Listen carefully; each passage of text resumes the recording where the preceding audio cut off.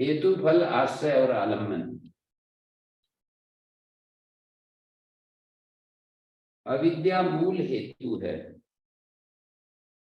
जैसे कोई व्यक्ति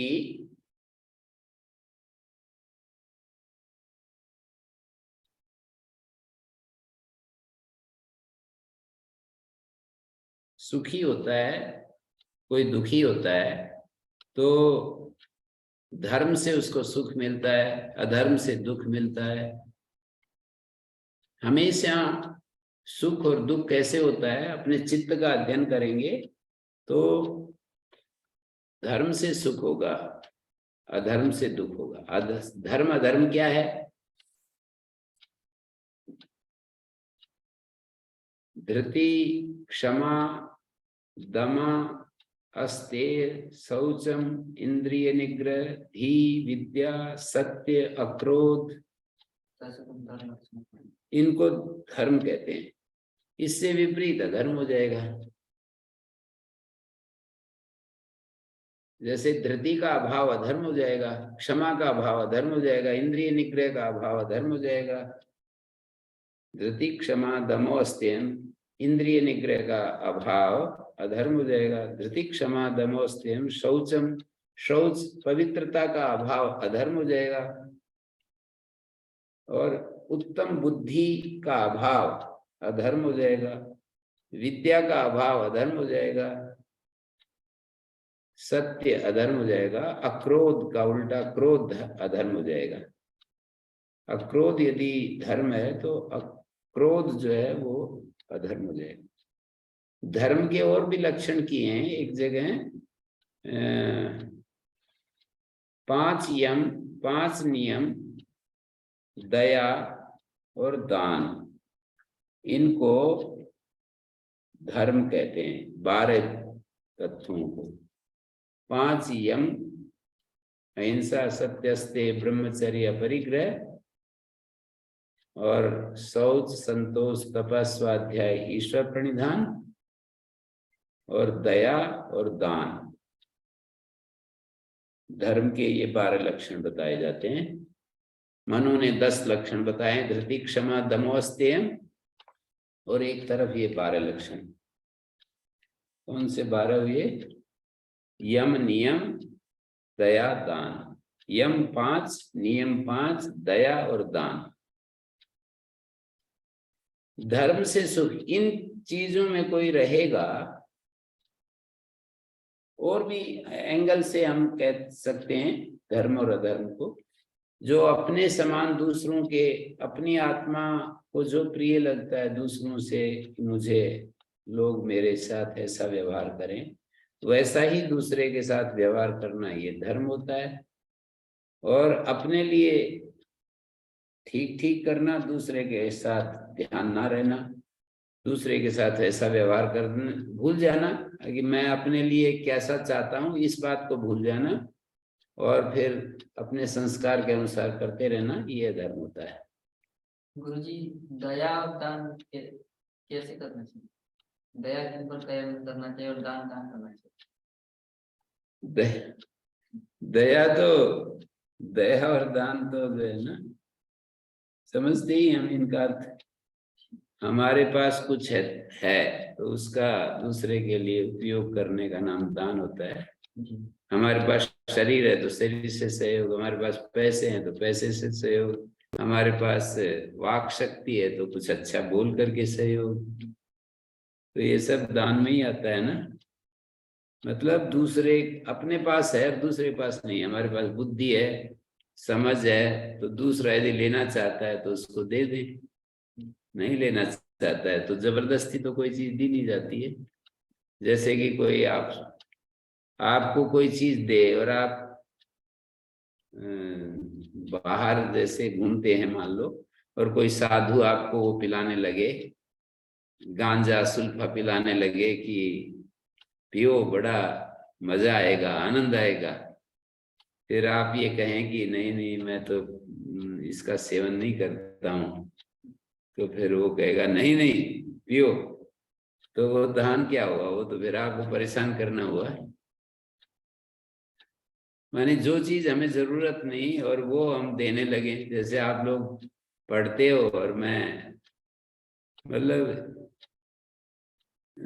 जैसे कि यहाँ तो आप पढ़ने के लिए आए हैं, तो आपने प्रतिज्ञा की है कि भाई हम यहाँ की दिनचर्या में रहेंगे और ये सब, ये स्थिति अलग हो जाती है। पर जैसे कुछ सामाजिक सर्वहितकारी नियम होते हैं, कुछ प्रत्येक व्यक्ति के अपने अपने हित की दृष्टि से कुछ नियम होते हैं। प्रत्येक व्यक्ति के लिए कुछ हितकारी नियम होते हैं, सामाजिक सर्वहितकारी नियम भी होते हैं और प्रत्येक व्यक्ति के लिए हितकारी नियम भी होते हैं। तो प्रत्येक व्यक्ति के हितकारी नियम में कोई जबरदस्ती करने लगे कि नहीं ये चीज तो खाओ आप मजबूत हो जाओगे, और आप कहते हो कि जी मैंने देख रखा है ये मेरे अनुकूल नहीं है, तो जबरदस्ती आपको देने लगे या खिलाने लगे, तो वो दान नहीं। दान का मतलब जो हमें जो जरूरत है हमारे पास है तो उसकी सहायता करना, वैसे कि शरीर से या अन्य साधन से। और दया का मतलब जो दुखी हो तो उसको, उसके ऊपर करुणा दया की जाती है। जब कोई दुखी होता है तो उसको दया की जाती है। जैसे योग शास्त्र में मैत्री करुणा मुदिता उपेक्षा 4 साधन बतलाए हैं ना मन को स्वस्थ रखने के।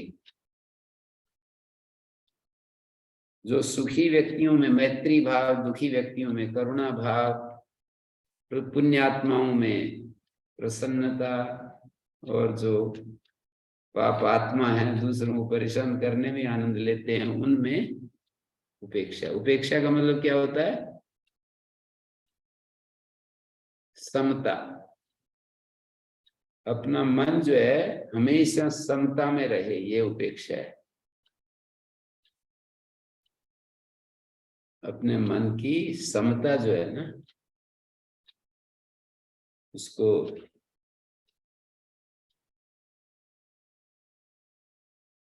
ओम धर्म, गुरु जी। धर्म की बात थी। धर्म से जी सुख, गुरु जी, से दुख मिलता है। हाँ फिर कोई तो कुछ सभी के प्रति उपेक्षा करनी चाहिए, समता समता तो रखने के लिए सभी की, अच्छे बुरे सबकी। नहीं, अच्छे बुरे में तो दूसरी चीजें करनी करने की बताई ना।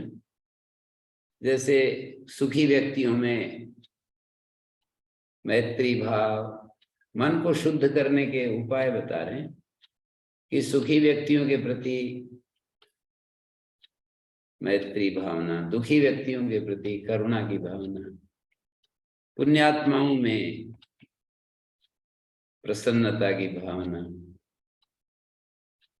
और पापियों के प्रति या जिनसे हमारा विचार नहीं मिलता, ऐसा समझ लो आप पापी तो कहां से लाओगे ढूंढ करके, और यूं तो फिर सारे पापी हैं।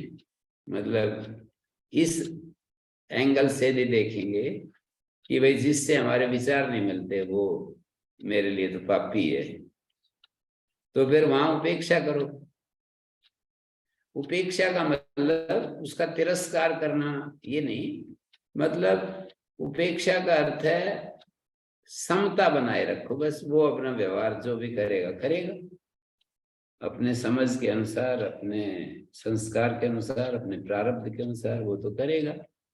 हमें अपनी समता को नहीं भग्न होने देना। दूसरा व्यक्ति जो हमें तंग करता है उस मौके पर अपनी समता को न टूटने देना ही उपेक्षा है। दूसरा व्यक्ति अपने स्वभाव के अनुसार हमें कुछ बाधा पहुंचाता है, हमें तंग करता है, तो उसमें अपनी समता का न टूटना, हमारी समता भग्न ना हो, हमारी समता टूटे नहीं। पता चलता है कि समता टूट गई है नहीं टूटी है, तो हम थोड़ा सा भी, थोड़े से भी साधना के मार्ग पर चलते हैं तो हमें पता चल जाता है कि हमारी समता टूट रही है या बनी हुई है। या ऐसा भी होता है कि समता टूट जाती है और हमें पता ही न चले, ऐसा भी होता होगा है? नहीं गुरुजी, एकदम पता चलता है। क्यों जी, ब्रह्मचारी से पूछ रहा हूँ। हाँ भाई गौतम, समता टूट गई और पता ही नहीं चले, ऐसा भी होता है या समता टूटते ही पता चल जाता है? चल जाता है तो फिर हैं, पता चलना है तो ये चार साधन मन को खुश रखने के लिए परम वो हैं, सहायक हैं। सुखी व्यक्ति जो दिखाई दें उनमें मैत्री, दुखी व्यक्ति जो दिखाई दें उनमें करुणा, और आपको पुण्यात्माओं के प्रति प्रसन्नता और अपुण्यात्माओं के प्रति जो बहुत ज्यादा चुगली करे, बहुत ज्यादा दूसरे की शिकायत करे, बार बार हमारे रास्ते में बाधा डाले, तो उसको ही तो कहेंगे अपुण्यात्मा। और हमारे लिए कौन सा यहाँ पर अपुण्यात्मा? कौन मानी कोई मार काट करने के लिए तो आएगा नहीं यहाँ पर, तो यही होगा बस अपुण्यात्मा। ये हमारे विपरीत, हमारे मन के खिलाफ जो भी कर रहा है वो अपुण्यात्मा है हमारे लिए। तो उसमें समता ना टूटे, हमारी समता भग्न ना हो तो उपेक्षा हो गई। यदि समता भग्न हो गई तो फिर उपेक्षा नहीं चली, हमारी उपेक्षा हुई नहीं, हम परेशान हो गए तो ये हो गया।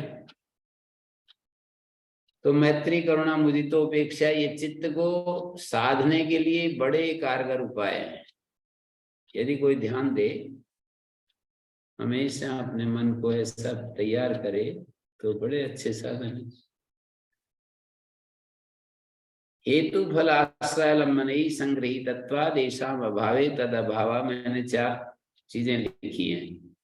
तो यहाँ पर ये कहा है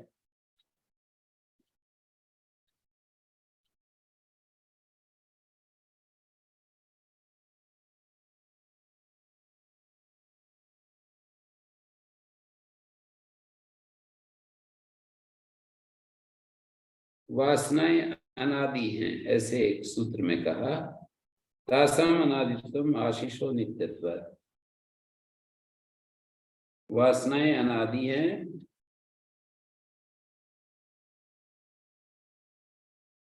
वे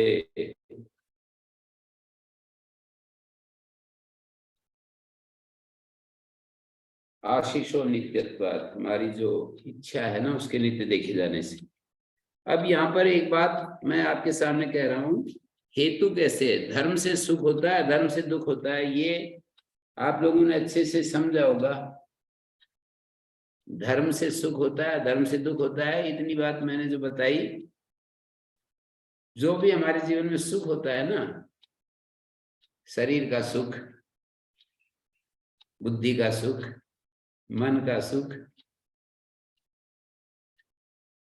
संयम का सुख, ये जितने भी सुख हैं धर्म से सुख होता है, अधर्म से दुख होता है। गुरुजी, यदि हम, हाँ जी, इस परिभाषा के अनुसार तो कोई हमें दुख दे ही नहीं सकता। जब ये धृति क्षमा वगैरह ये पूरा हमने धारण कर लिया तो कोई व्यक्ति, कोई वस्तु, कोई परिस्थिति दुख दे ही नहीं सकती फिर तो हम तो यही यही चाहते हैं ना कि दुखी ना हो। हर मनुष्य ये चाहता है कि दुखी ना हो। मनुष्य की मूल मांग यही है ना कि दुखी ना हो और हमेशा आनंद में रहे, ये मूल मांग है। हार्मनी में रहे, सिनर्जी में रहे, सामंजस्य में रहे, अंदर और बाहर एक रूपता में रहे।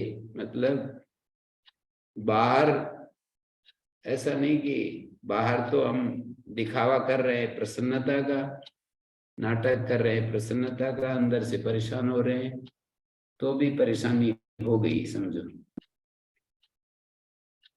धर्म से सुख होता है, धर्म से दुख होता है, एक बड़ा स्टेटमेंट है।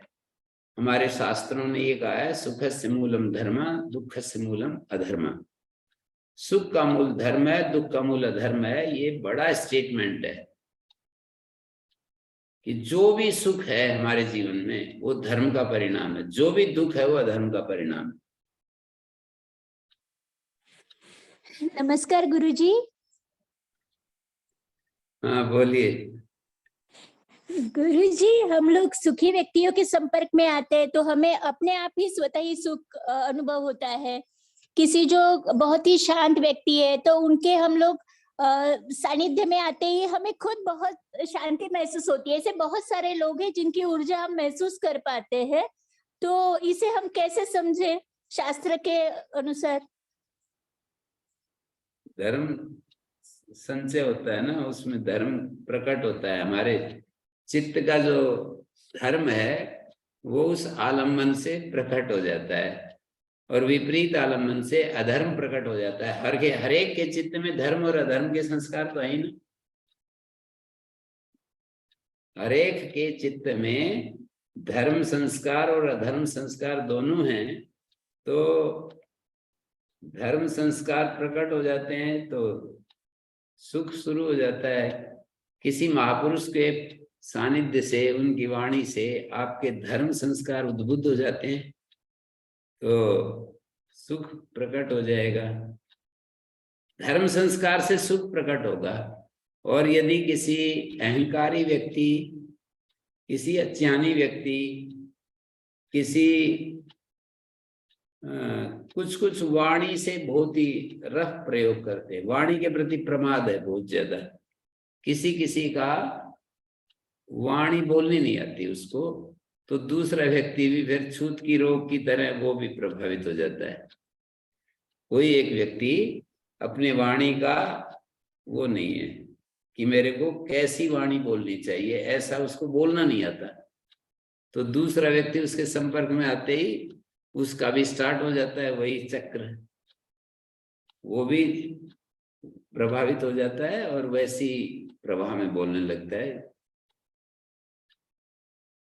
वाणी तो बहुत बड़ा हमारे पास साधन है और वाणी किसी ने हमको बोल दी तो हम भी फिर वैसे ही बोलने लगते हैं। तो ये सब आलम्बन से भी हमारे चित्त के संस्कार जागृत होते हैं ना। ये तो मैंने लिख ही दिया कि आलम्बन से संस्कार जागृत होते हैं। आलम्बन का मतलब ये होता है जिसके अहंकारी व्यक्ति आकर के हमें कुछ बोलेगा तो फिर हमारा भी अहंकार जागृत हो जाता है और हम, अहंकार जागृत हो गया तो दुख शुरू हो गया है, द्वेष जागृत हो गया तो दुख शुरू हो गया है। किसी को हम पसंद नहीं करते तो दुख तो शुरू हो गया। जैसे हम कहते हैं ये व्यक्ति मेरे को अच्छा नहीं लगता बिल्कुल, तो दुख तो शुरू हो चुका है। नहीं, ऐसे होता है गुरुजी, किसी को देख के हम लोग कहते हैं अभी भागना चाहिए यहाँ से, या तो फिर चलो हमारा समय अब मने ठीक नहीं ये होगा, और हम कभी कभी ऐसे शांति से फिर बैठना पड़ता है 1 घंटे 2 घंटे, सुनो और कुछ नहीं करना, और हम तो अपना काम भी नहीं कर सकते। में अपने आत्म स्वरूप में रह करके और उनकी बात उनको बोलने दिया करो और आनंद से सुनो उसको, थोड़ी देर में चुप हो जाएंगे वो हैं। लोग बिल्कुल इतना है कि रोज 2-3 घंटे उनको कहीं बोलने के लिए मौका चाहिए होता है, तो ऐसी जगह जाते हैं और चुप हो जाते हैं। आप एक साथ इसकी साधना करो कि वो जो है ना बोले और आपको केवल मुस्कुराते रहना है, चेहरे को बिगाड़ना भी नहीं, मुस्कुराते रहना है और बस वो सुनाते रहेंगे। कितनी देर सुनाएंगे आपको? एक व्यक्ति है 6 महीने से आ रहे हैं और वो पति देव तो बहुत शांति से बैठते हैं और पत्नी तो पूरा दुनिया भर का पता नहीं क्या क्या सुनाते रहते हैं। उन्हें मैंने बहुत बार कहना पड़ता है कि अब मेरा ये समय है, ये समय है, लेकिन वो बिल्कुल थकान महसूस नहीं होती उनको बात करने में। और हम ऐसे हैं कि वो वरिष्ठ है, वृद्ध है, हम उनको कह भी नहीं सकते कि अब जाओ भाई। अच्छा अब ये कुछ काम कर लें, ऐसे प्रेम से बोला करो। आप भी तो थोड़ा कड़क वाणी में बोलते हो ना, कड़क वाणी में बोलते हो ना, तो इसलिए गड़बड़ हो जाती होगी, पता नहीं मेरे को तो। अब आप कड़क बोलते हैं या अच्छा बोलते हैं? मैं तो कड़क मत भले बन। बेटी के रूप में होती हूँ, वो माता पिता के रूप में होते हैं, और वो ऐसे ही वो अहंकार भरी इतनी बातें, हम ये हम वो, हम ये कर रहे हैं वो कर रहे हैं, और तो शांति उनका से सुनना प्रारब्ध होता है। वैसा ही है ना, वो प्रारब्ध वैसा ही है उनका, तो करुणा किया करो उन पर। दुखी व्यक्ति को देख कर तो करुणा करनी चाहिए। हम स्वयं आप दुखी हो जाते हैं नहीं, अंदर आपको से। लगता है कि ये बेचारे बेचारे हैं, बेबस हो रहे हैं, तो आप करुणा क्यों नहीं करते उन पर? कोई एक आपने जो व्यक्ति, कहा वो साधना अभी करके देखूंगी कि अंदर से कुछ भी रिएक्ट नहीं होना है और मुस्कुराते रहना है। ये अपने आप में बहुत अलग विषय है। करुणा, करुणा आप उसी मठ में तो होंगी जिसको मैं कह रही थी कि मेरे को कह रहे हैं कि अब यहाँ से चले जाओ। जी, हाँ तो इस समय बढ़िया। यही हूँ। हाँ तो उसमें आप कोई आते हैं ना, तो उनको करुणा भरी नहीं, यदि कोई आप अपनी बुद्धि से समझ दिए तो बड़े दुखी हैं बेचारे, कितनी कथा सुना रहे हैं, कितनी कथा व्यथा सुना रहे हैं, तो फिर आपकी बुद्धि में यदि वो दुखी नजर आ रहे हैं किसी स्तर पर, शरीर के रोग होने से भी दुखी नजर आते हैं व्यक्ति, और दिमाग से अशांत हो तो भी दुखी, हमें भाई कितना परेशान है देखो, ऐसा आता है ना। जो व्यक्ति दिमाग से परेशान हो तो हमें आता है कि ये व्यक्ति कितना दुखी है। और लेकिन उनको भी तो समझ में आनी चाहिए कभी ना कभी। ये साधक चाहिए को हटा देता है। ठीक है। साधक जो है ना, साधक को चाहिए हटा देना चाहिए। ऐसा करना चाहिए, ऐसा नहीं करना चाहिए, ये दो बात साधक को हटानी पड़ती है। ये तो अभ्यास करना है हम सबको ही, मेरे को भी करना है, ऐसा नहीं कि मैं बता रहा हूं तो मैंने ये सब कर रखा है, मेरे को भी करना है। मतलब मैं तो अपना अभ्यास पक्का करने के लिए, अपना पाठ पक्का करने के लिए सब बातें सुनाता रहता हूँ। मुझे भी करना, मैं बीच में स्वयं अपने को खड़ा करके भी देखता रहता हूँ कि कहाँ कहाँ गड़बड़ होती है। ये धर्म अधर्म की कोटि में ये जो आज की बात चल रही है, तो उसी के अनुषंग से मैंने ये प्रश्न पूछा था। तो अब आप देखिए, करुणा कर सकती हैं क्या ऐसे कैंडिडेट्स के ऊपर जो आपका समय खराब करते हैं? मुझे बहुत ज्यादा अंदर से ये होता है कि नहीं, इस समय में इतना काम हो जाता, मेरे 2 घंटे चले गए, कुछ भी नहीं कर पा रही हूँ, ऐसा चलता रहता है मेरे मन में। हाँ तो आपके मन में उसको जो है ना, उसमें आपको करुणा करनी चाहिए उन लोगों के ऊपर, और फिर प्रेम से उनको कहना चाहिए तो अच्छा अब आप खड़े हो जाया करो और अपना कुछ करने लग जाया करो। अच्छा अब ये काम कर लेते हैं, कर लेती हूँ और फिर मिलेंगे, ऐसे कह करके और उठ जाया करो। आपको मतलब बाईपास होने के रास्ते ढूंढने पड़ेंगे बड़े प्रेम से, ये नहीं कि उपेक्षा पूर्वक, प्रेम से आपको ये कहना पड़ेगा अच्छा अब और कुछ कर लेते हैं काम, 5 मिनट 10 मिनट उनको टाइम दिया करो और फिर उठ जाया करो वहां से और कुछ करने लगो अपना जा करके जो आपको करना है। जी गुरुजी।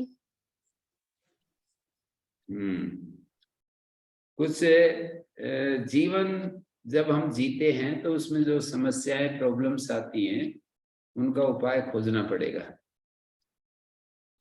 कैसे हम, तो मैंने ये कहा कि धर्म से सुख होता है, अधर्म से दुख होता है, फिर सुख में हमारा राग हो जाता है, दुख में द्वेष हो जाता है ना ऐसा? सुख चाहते हैं, दुख नहीं चाहते, यही द्वेष और राग और द्वेष है। सुख में राग होता है, दुख में द्वेष हो जाता है। अभी वैसे तो साधक देखेगा ना पूरी दुनिया को तो उसको दुख ही दुख नजर आएगा कि ये सब दुखी है, दुखिया सब संसार, ऐसा लगेगा। बेचारे कोई किसी कारण से दुखी है, कोई दूसरा किसी कारण से दुखी है, कोई अपने मन के असंयम के कारण दुखी है, कोई शरीर से दुखी है, कोई बिना समझ के कारण दुखी है। अज्ञान भी तो बड़ा दुखों का कारण है। उसको पता ही नहीं कि ये अज्ञान भी दुख दे रहा है, पर दुख दुख तो हो रहा है उसको। तो यदि आप देखेंगे तो सारा संसार एक किसका वचन है ना, दुखिया सब संसार, नानक जी का वचन है ना, दुखिया सब संसार। तो दुखी व्यक्तियों को देखकर तो करुणा आनी चाहिए हमारे मन में। जब जब किसी दुखी व्यक्ति को देखें तो करुणा करुणा का अभ्यास। अभी आप ये भाषा नहीं बोलेंगे अगी जी, ये अन्यायकारी व्यक्ति होते हैं, बड़े उग्रवादियों पर कहाँ करुणा करें। अरे उसके ऊपर भी करुणा की जाती है। करुणा का मतलब ये नहीं कि उस बात ही नहीं करनी उससे, और उसको दवा की जरूरत है तो दवा नहीं देनी। करुणा करो और उसको दवाई दे दो, मतलब उसको मारना काटना है तो मार दो, पर करुणा तो नहीं हटाओ मन की कि ये बेचारा कितना दुखी है, कितने लोगों को परेशान कर रहा है, कितने लाखों लोगों को इसने नाक में दम कर रखा है, कितना बेचारा परेशान है। ऐसे करके और इलाज कर दो उसका, यदि कर सकते हैं तो। नहीं कर सकते हैं तो ऐसे छोड़ दो। मैं तो कह रहा हूं कि इलाज करना सामर्थ्य है तो इलाज कर दो, सामर्थ्य नहीं है, आप उसको समझा नहीं सकते तो बस इतना ही करो कि बेचारा कितना परेशान है देखो। क्या फिर उपेक्षा करो, मतलब अपनी क्षमता को भग्न मत होने दो। तरीका तो मैं बता रहा हूँ, मैं अपने लिए भी बता रहा हूँ यही तरीके। मैं ऐसा नहीं कि केवल उपदेश दे रहा हूँ और मैंने तो ये सब विजय प्राप्त कर लिए और आप लोग अज्ञानी पीछे लुढ़क रहे हो, आपको मैं गाइड कर रहा हूँ, ऐसा नहीं। मैं भी आपका ही एक साथी हूँ, आपके साथ ही चल रहा हूँ, 2 कदम आगे 2 कदम पीछे पकड़ करके ले जा रहा हूँ उस रास्ते पर, हैं?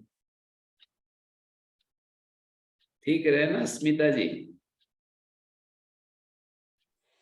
गुरु जी, हाँ आपसे स्मिता जी। बहुत ज्यादा मैंने आधार भी मिलता है और जीवन को संतुलित करने की आपकी पूरी बातों को हमें बहुत ये लगता है कि हम लोग बिना पढ़े ही ऐसे ही क्लास में आके बैठ जाते हैं। अगर शांति से पूरा योग दर्शन हमने 2-3 बार पढ़ा होता तो आपको इस तरह के प्रश्न नहीं पूछते हम। नहीं कोई नहीं, वो तो प्रश्न पूछने में तो मेरे को अच्छा ही लगता है, न पूछने में मेरे को लगता है कि बेचारे कितने अज्ञानी हैं, प्रश्न भी नहीं कर पा रहे हैं। करुणा करुणा लानी पड़ेगी मेरे को, आगे बेचारे कितने अज्ञान में डूबे हुए हैं, प्रश्न करना भी नहीं जानते हैं, प्रश्न ही नहीं कर रहे हैं।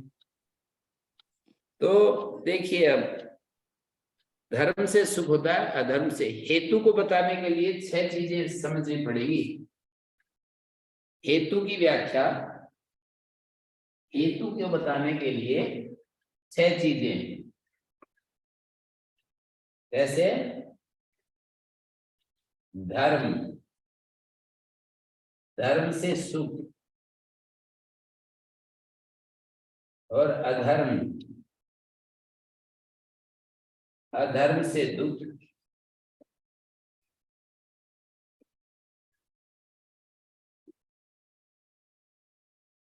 सुख से राग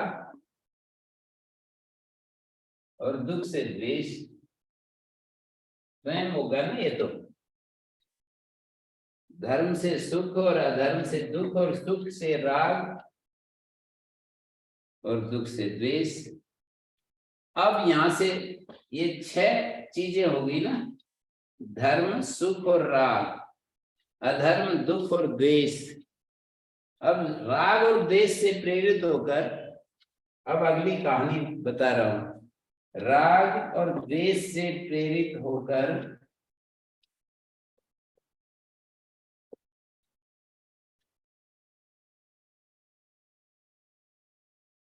मन वचन कर्म से चेष्टा करेंगे।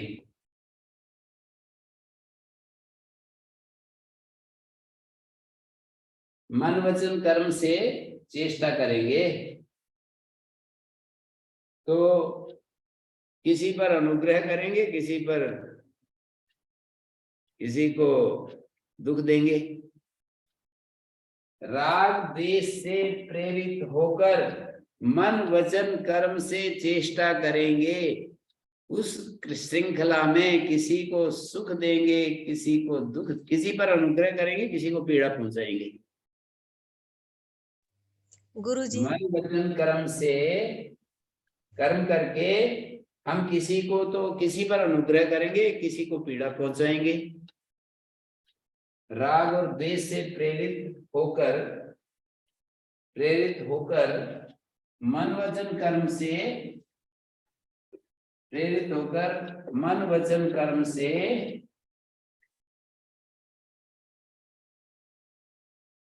मन वचन व कर्म से किसी पर अनुग्रह और किसी को पीड़ा,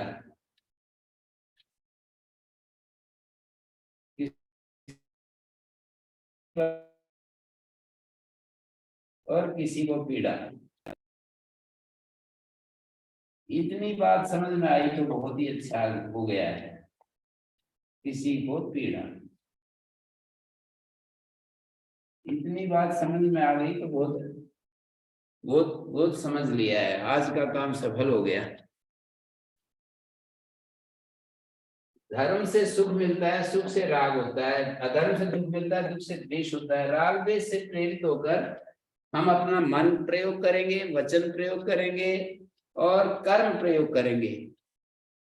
वचन मानी वाणी और कर्म व्यवहार, जैसे कि किसी का सहयोग करेंगे या किसी की पिटाई करेंगे, किसी को दान देंगे या किसी की चीज हड़प लेंगे चक्कर में दे करके उसको। ऐसे भी होते हैं ना, हमारे को चक्कर में देकर और पैसे ले लेते हैं, फिर देने का नाम नहीं लेते। ऐसे भी गड़बड़ होती है। तो मन वचन कर्म से किसी पर अनुग्रह और किसी को पीड़ा, ये दो काम होंगे। अब देखिए, अनुग्रह से धर्म संचय होगा और पीड़ा से अधर्म संचय होगा।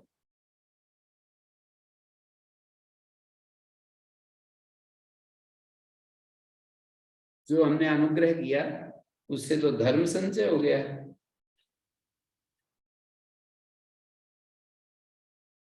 और अधर्म संचय हो गया। पुनः धर्म, इससे धर्म और अधर्म संचय होगा, उससे फिर सुख और दुख होगा, उससे फिर राग और द्वेष होंगे। ये चक्र निरंतर घूम रहा है, निरंतर सतत घूम रहा है। राग द्वेष से प्रेरित होकर हमारा मन कार्य करता है, वाणी कार्य करती है, शरीर कार्य करता है। मन वचन और कर्म कह दीजिए या शरीर कह दीजिए, एक ही बात है। शरीर लिख दूंगा तो और सुविधा हो जाएगी समझने में। कर्म से मतलब शरीर से।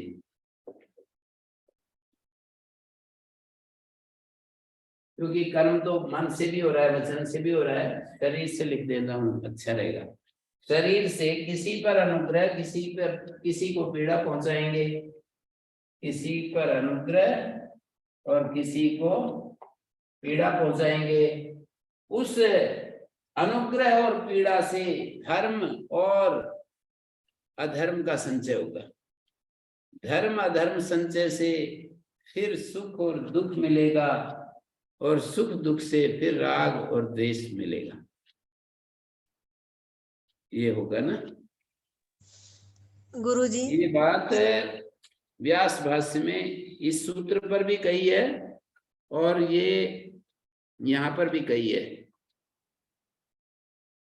परिणाम ताप संस्कार दुख गुण वृत्ति विरोधाच, जैसे उन्होंने कहा कि एक रागज कर्माशय होता है, एक द्वेषज कर्माशय होता है। ताप दुख और परिणाम दुख की व्याख्या करते हुए कहा, ये परिणाम दुख क्या है? कोई इस समय तो हमारे को अच्छा लगता है कोई चीज, बाद में परिणाम में दुख देती है। मानी रागज कर्माशय होता है, एक द्वेषज कर्माशय, मोहज कर्माशय होता है। द्वेष से अनुविद्ध होकर चेतन अचेतन साधनों के अधीन होकर तापानुभव द्वेषज कर्माशय होता है। सुख साधनानि प्रार्थयमाना, कोई व्यक्ति सुख साधनों की इच्छा करता हुआ कायेन वाचा मनसा परिस्पंदते। कोई व्यक्ति सुख साधनों की इच्छा कर रहा है कि मेरा व्यापार बढ़े, मेरा बिजनेस बढ़े, या मैं राजनीति में आगे बढ़ूं, तो क्या करेगा? शरीर, वाणी और मन से चेष्टा करेगा। और जब इन तीनों से चेष्टा करेगा तो क्या होगा? सुख साधनों की इच्छा करता हुआ वाणी, शरीर और मन से स्पंदन करेगा, दूसरे पर अनुग्रह करेगा, दूसरे का उपघात करेगा, दूसरे को पीड़ा कष्ट पहुंचाएगा। परानुग्रह पीड़ाभ्याम धर्मा धर्म उपचिनोति। वो धर्मा धर्म का जो संचय होगा ना परानुग्रह और पीड़ा से, वो लोभ और मोह से, लोभात मोहात से भवति, यही ताप दुखता है।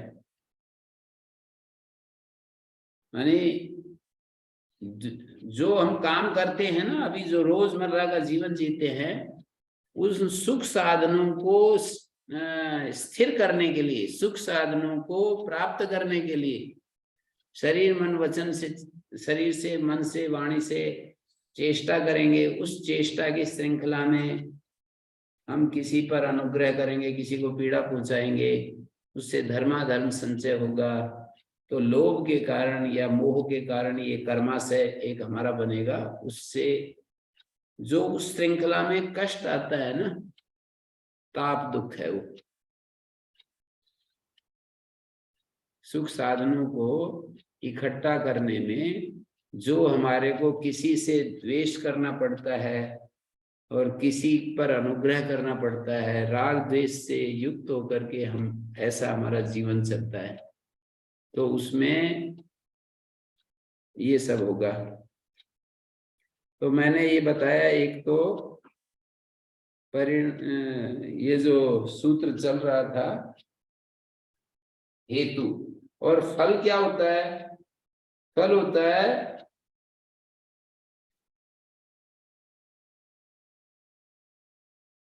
फल शब्द की व्याख्या करते हैं, यम आश्रित यस्य प्रत्युत्पन्नता धर्मादे। अपूर्व तो कोई चीज पैदा नहीं होती है, जिसका आश्रय लेकर के धर्मादि की उपस्थिति होती है, धर्मादि उत्पन्न होते हैं, वो फल कहा है। ये थोड़ा फल की व्याख्या को समझने में थोड़ा सा कष्ट उठाना पड़ेगा। फल क्या है?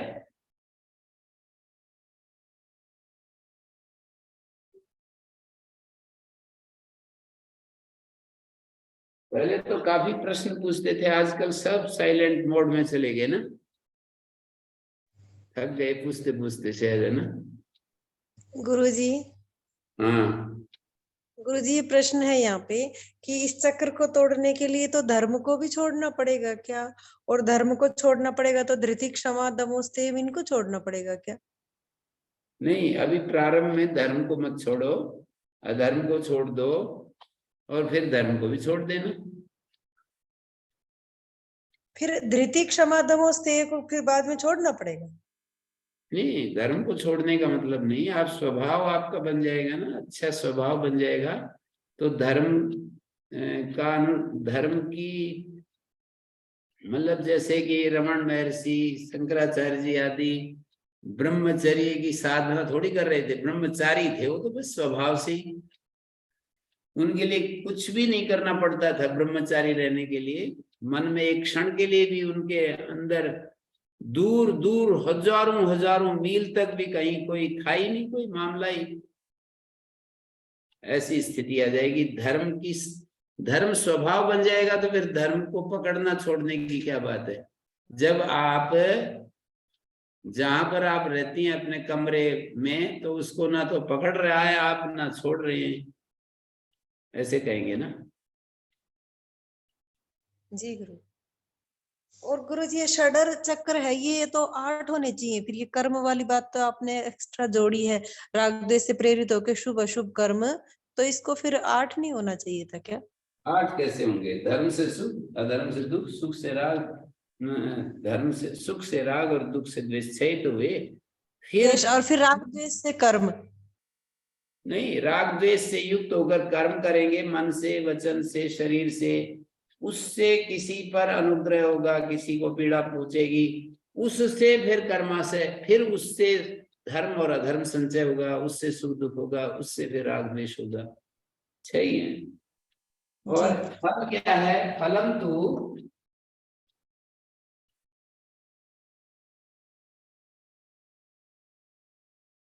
यम आश्रित्य प्रत्युत्पन्नता धर्मादेः।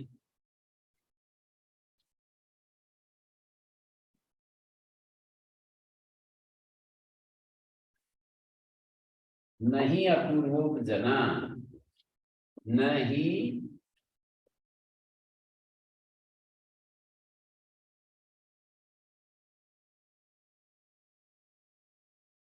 ऐसा हो गया।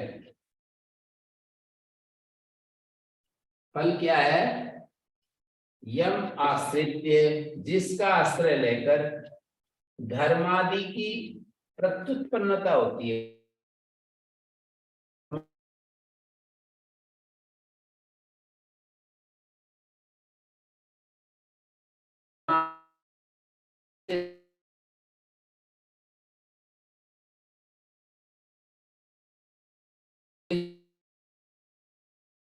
आश्रय लेकर, पहले यम आश्रित, पहले हमारे चित्त में रहती है, उसका आश्रय लेकर धर्मादि फिर विद्यमान हो जाते हैं। तो वो यम शब्द से किसको ले रहे हैं? वो फल है। जिसका आश्रय लेकर धर्मादि विद्यमान होते हैं वो फल है। धर्म, अधर्म, जाति, आयु, भोग, ये सब जिसका आश्रय लेकर, तो जिस संस्कार को लेकर धर्मादि संचित होते हैं वो यहाँ पर फल।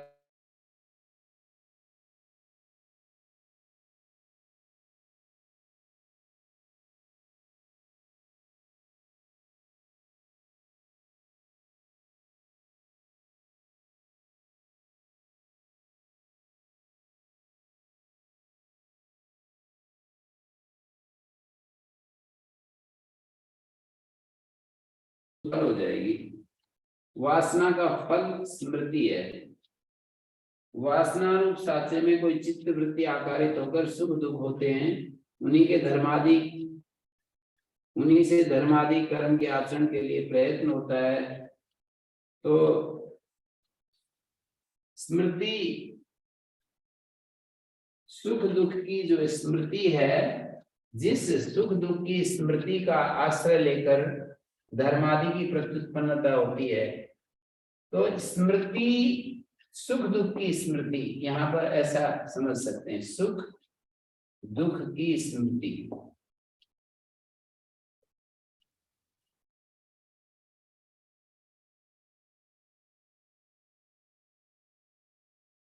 जिस सुख दुख की स्मृति के चलते धर्मादि की विद्यमानता होती है उसको फल कहा है। और एक है आश्रय, साधिकार चित्त। आश्रय शब्द को समझने के लिए, आश्रय मानी साधिकार चित्त, अज्ञान युक्त चित्त। दो शब्द, एक साधिकार चित्त और एक चरिताधिकार चित्त। साधिकार चित्त और एक चित्त अवसिताधिकार, समाप्ताधिकार, अवसिताधिकार।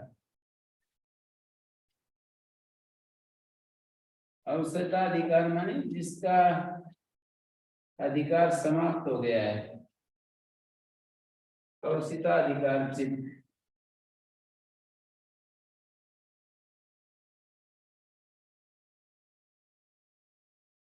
आश्रय शब्द से साधिकार चित्त लिया है। ज्ञानी का चित्त अवसिताधिकार, समाप्ताधिकार होता है। भोग और अपवर्ग चित्त के अधिकार कहे गए हैं। भोग और अपवर्ग चित्त के अधिकार कहे गए हैं।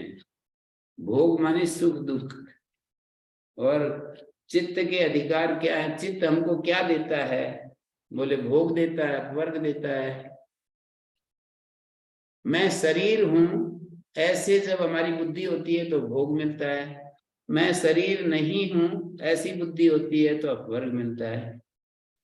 मैं आत्मा हूं, मैं शरीर नहीं हूं, मैं परमात्मा का पुत्र हूं, इस तरह की बुद्धि होती है तो हमारा जो चित्त है वो निवृत्ति की तरफ जाता है। मैं शरीर हूं, मैं सुंदर हूं, मैं मनुष्य हूं, स्त्री हूं, इस तरह की बुद्धि होती है तो हमारी बुद्धि सुख लेने के लिए, शरीर से सुख लेने के लिए दौड़ती है। तो ये जो है साधिकार चित्त, चित्त में जब इस तरह का भाव होता है, भोग की लालसा जब चित्त में बनी रहती है तो वो साधिकार चित्त होता है। भोग जब समाप्त हो गया तो अपवर्ग शुरू होता है। भोग में दुख दर्शन से अपवर्ग की लालसा पैदा होती है और भोग में पूर्ण वितृष्णा हो जाए तो अपवर्ग के लिए हम पूरे दौड़ पड़ते हैं, अपवर्ग में दौड़ लगाना शुरू कर देते हैं। भोग में वितृष्णा हो जाए तो दौड़ लगाना शुरू हो जाती है हमारी। पूर्ण भोग में वितृष्णा हो जाए तो ये कह रहे हैं आश्रय और आलम्बन बताया मैंने आपको। तरह तरह के जो आलम्बन है वो हमारे चित्त को वो कर देते हैं, रंग देते हैं अलग अलग आलम्बन। जैसे लोभ का आलम्बन हमें भी लोभी बना देता है, पैसे का आलम्बन हमें भी पैसे के लिए उकसाएगा, क्रोध का आलम्बन क्रोधी बनाएगा, मोह का आलम्बन हमें मोहित कर देगा, मूड बना देगा। तो ये सब चलता है। तो हमें अपने इस सूत्र के अनुसार अपने चित्त को इन 4 साधनों के प्रति सजग रखना है। आलम्बन से बचाव करना पड़ेगा, शुरू में आलम्बन से भी बचना पड़ेगा। और ये चित्त जो है ना, इसको साधिकार चित्त से चित्त का जो अधिकार है भोग, उसमें दुख दर्शन शुरू करना पड़ेगा, जिससे कि भोग से वितृष्ण हो जाए और फल सुख दुख की जो स्मृति है जिसका आश्रय लेकर के, उस सुख दुख की स्मृति को आश्रय लेकर के ही धर्मादि फिर धर्मादि पनपते हैं हमारे भीतर। तो ये सब मैंने बाकी कल चर्चा करते हैं। ओम शांति शांति शांति।